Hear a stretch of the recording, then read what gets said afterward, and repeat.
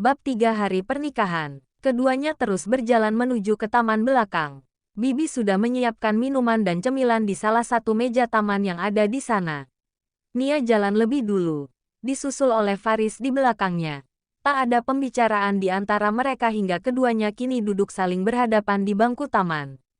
Nia meremas sudut baju yang dikenakannya, mencoba mengusir rasa kegugupannya. Ia tak berani melihat ke arah Faris. Ia bertemu dengan Faris secara langsung sekitar 5 tahun yang lalu, saat ia ikut dengan ayahnya menghadiri acara. Bayangannya akan pria itu sudah memudar dan tak begitu mengenalinya lagi. Ia tak menyangka jika sosok Faris yang selama ini dikenalnya dengan pria kejam, ternyata sangatlah tampan, walau usianya sudah menginjak 40 tahun. Ia terlihat tegas. Itulah yang dipikirkan Nia saat ini. Faris terus memperhatikan wajah Nia. Terlihat teduh dan juga sangat cantik. Faris tak bisa melepaskan mata menatap wanita yang tak berani menatapnya itu. Usianya masih terlihat sangat muda. Ia memindai semua anggota tubuh Nia dari ujung kaki sampai ujung kepala. Wajahnya sangat cantik.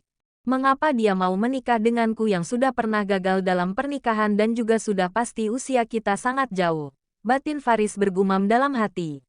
Cukup lama mereka terdiam hingga akhirnya Faris pun membuka suara. "Berapa usiamu?" Pertanyaan yang membuat Nia langsung melihat ke arah pria yang datang untuk melamarnya. Ketika tatapan mereka bertemu, Faris terpesona melihat tatapan mata dari wanita yang ada di depannya. Tatapan itu begitu menyentuh hingga menimbulkan debaran dan desiran di dalam tubuhnya. 20 tahun dan beberapa bulan lagi masuk 21 tahun. Lirinya menjawab pertanyaan Faris. Membuat Faris hanya mengangguk. "Apa kamu tahu berapa usiaku?" Tanya Faris lagi membuat Nia pun mengangguk. "Mungkin kita beda 20 tahun. Lirihnya kembali menunduk dan kali ini ia meremas ujung hijabnya. Memutar-mutar ujungnya di jari telunjuk. "Benar.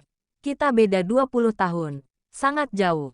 Aku juga pernah gagal dalam pernikahan. Aku rasa kau tahu juga kan hal itu kan?"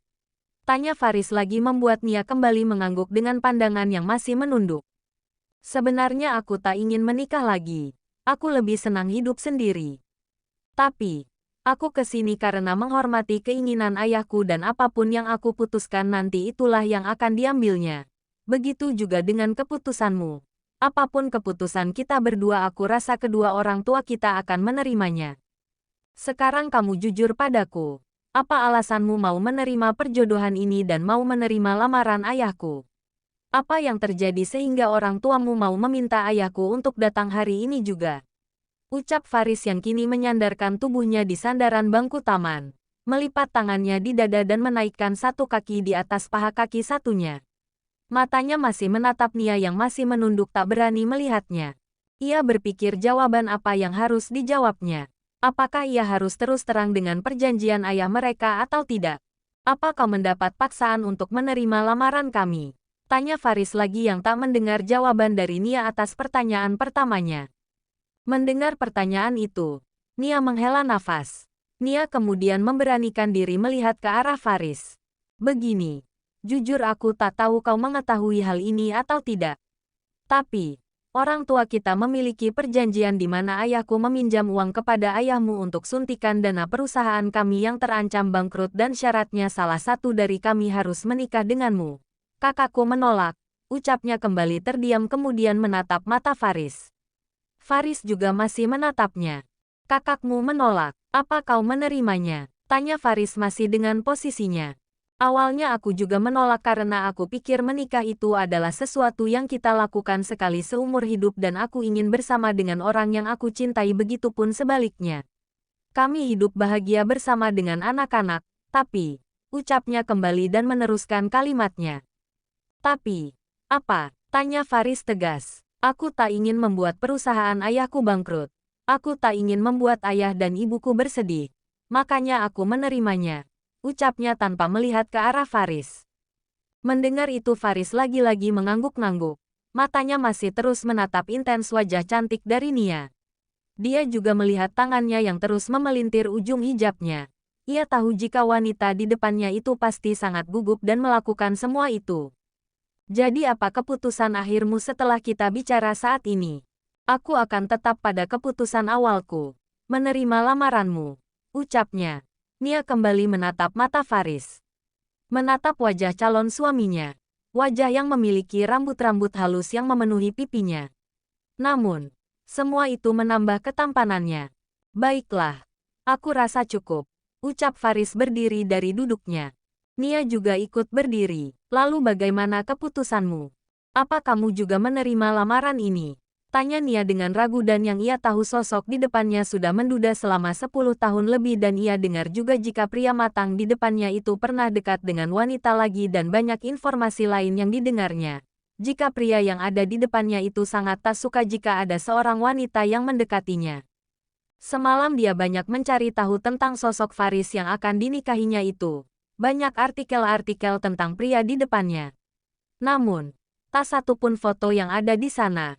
Hanya foto saat dia menikah dulu dengan istrinya dan wajahnya kini sudah sangat berubah. Faris tak menjawab.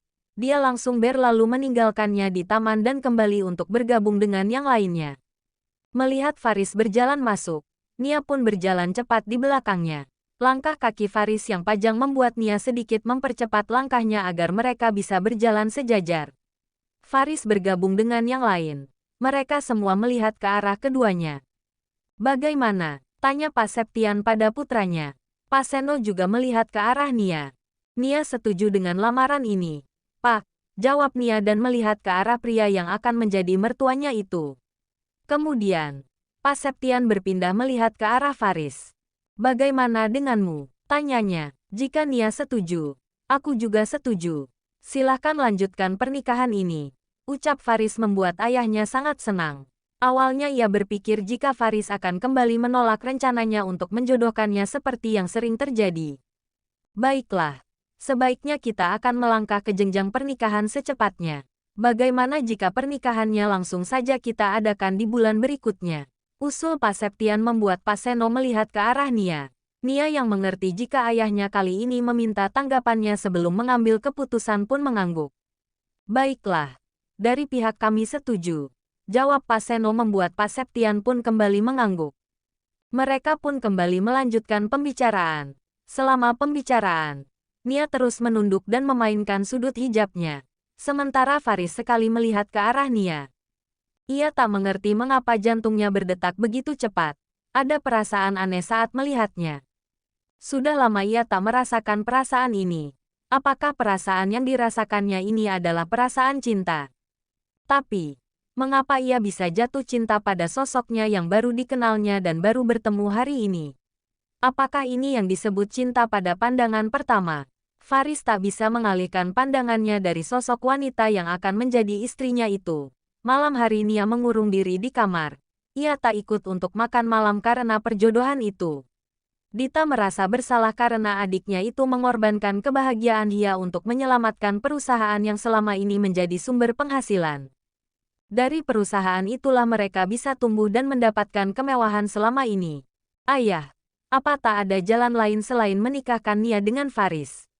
Ucap Dita di tengah acara makan malam mereka yang tanpa Nia. Apa maksudmu? Nak, semua sudah ditentukan. Nia akan menikah bulan depan jika ayah membatalkannya sekarang itu sudah tak mungkin. Ucap Seno. Ia juga merasa bersalah pada putrinya walau Nia sudah menyetujuinya.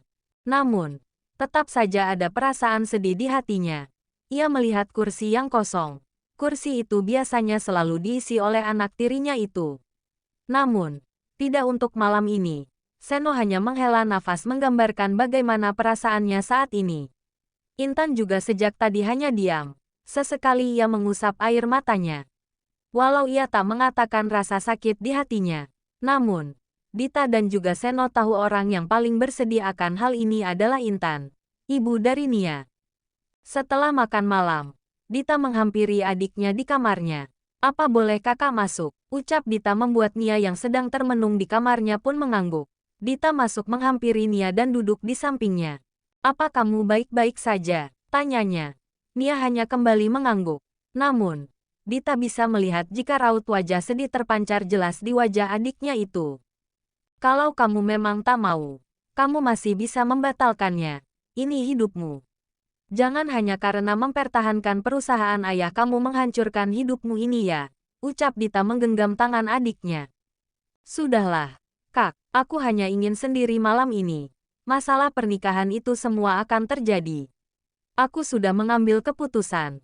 Lagian aku sudah bertemu dengan Faris. Dia tak seburuk yang aku bayangkan. Walaupun memang dia sedikit kaku dan aku merasa takut dengannya. Jawab Nia pelan. Dita hanya menatap mata adiknya. Ia juga tahu jika keputusan itu sudah tak bisa diganggu-gugat lagi. Jika membatalkannya sama saja mencari masalah dengan keluarga calon mertua adiknya itu.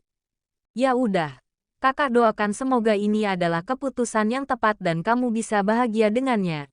Ucap Dita sebelum ia keluar dari kamarnya. Setelah Dita keluar, Intan juga masuk ke kamar putrinya. Ia langsung memeluk anaknya dan terisak. Maafkan, Ibu nak, Ibu sudah menempatkanmu pada situasi yang sulit. Tapi Ibu tak punya pilihan lain. Ucap Intan masih memeluk erat putrinya. Sudahlah, Bu. Tak apa-apa, ini sudah keputusan Nia. Doakan saja semoga Nia bahagia dengan pernikahan ini. Ucapnya yang mencoba menghibur ibunya. Ia mengusap air matanya sendiri. Tak ingin membuat ibunya semakin sedih dengan melihat air matanya. Intan menatap intens pada putrinya. Nak, Ibu bertanya sekali lagi padamu. Tolong jawab yang jujur. Jangan hanya karena ingin ikut membantu beban ayahmu kamu menerima pernikahan ini. Apa kamu yakin akan melanjutkan pernikahan ini? Tanya ibu sambil memegang kedua pipi putrinya. Nia pun mengangguk. Bismillah, Bu, aku yakin. Ucapnya membuat Intan pun kembali memeluk putrinya itu. Baiklah. Doa terbaik ibu berikan padamu. Nak, kamu memang anak yang baik. Anak yang patuh. Ibu bangga padamu. Ucap Intan mengusap rambut putrinya dengan lembut dan penuh kasih sayang. Sebulan kini telah berlalu. Semua persiapan pernikahan sudah selesai, tinggal 3 jam lagi acara akad nikah. Saat ini Nia sudah tampil cantik dengan balutan busana pengantin yang dikenakannya. Calon suaminya bukanlah orang sembarangan, membuat pesta yang sudah disiapkan merupakan pesta yang sangat megah. Banyak tamu undangan yang sudah berdatangan, termasuk kedua mempelai dan juga semua keluarga besar.